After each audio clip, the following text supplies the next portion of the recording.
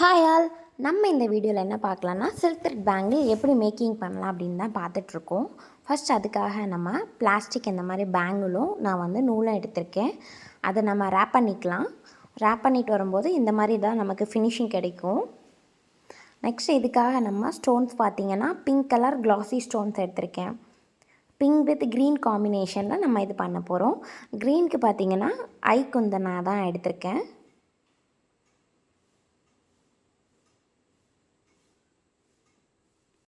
Next நம்ம பேங்கிளில் come paste பண்ணிக்கலாம்.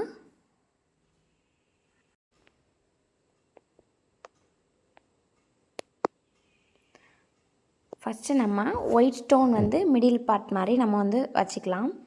White சென்டரில் வச்சுட்டு ரெண்டு சைடும் நம்ம க்ரீன் கலர் ஐக்குந்தன் எடுத்தோம்னா அது ஒரு லீஃப் மாதிரி நம்ம இது செட் பண்ணிக்கலாம். இந்த சைடு ஒரு லீஃப், அந்த சைடு ஒரு லீஃப், அந்த மாதிரி ஃபஸ்ட் நம்ம வச்சுக்கலாம்.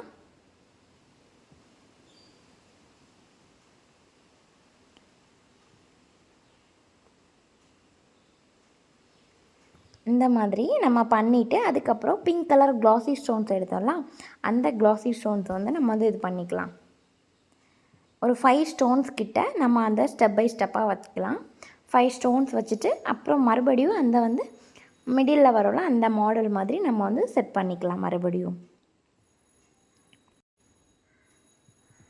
இப்போ நம்ம இந்த 5 ஸ்டோன்ஸ் செட் பண்ணிட்டோம். அதுக்கப்புறம் அந்த டிசைன் ஃபுல்லாகவே நம்ம அதை வச்சுட்டு ஃபுல் பேங்கிளும் இதே மாதிரி நம்ம ஃபுல் பேங்கிளுமே நம்ம ஸ்டோன்ஸ் ஒட்டிட்டு பார்க்கலாம்.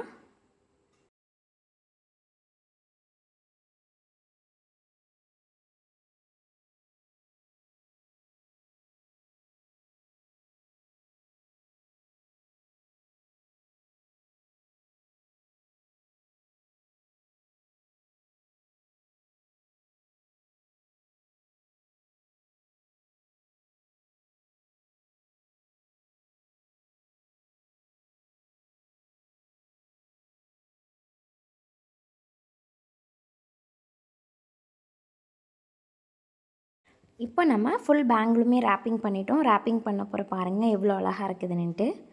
அதே மாதிரி இன்னொரு பேங்கிளுமே நம்ம ரேப் பண்ணிக்கலாம்.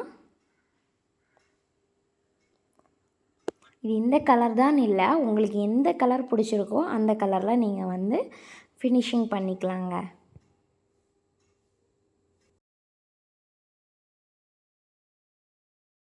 இப்போ நம்ம 2 பேங்கிளுமே ஃபினிஷ் பண்ணிட்டோம்.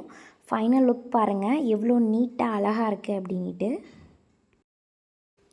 இந்த வீடியோ உங்களுக்கு பிடிச்சிருந்தா லைக் பண்ணுங்கள், சப்ஸ்கிரைப் பண்ணுங்கள்.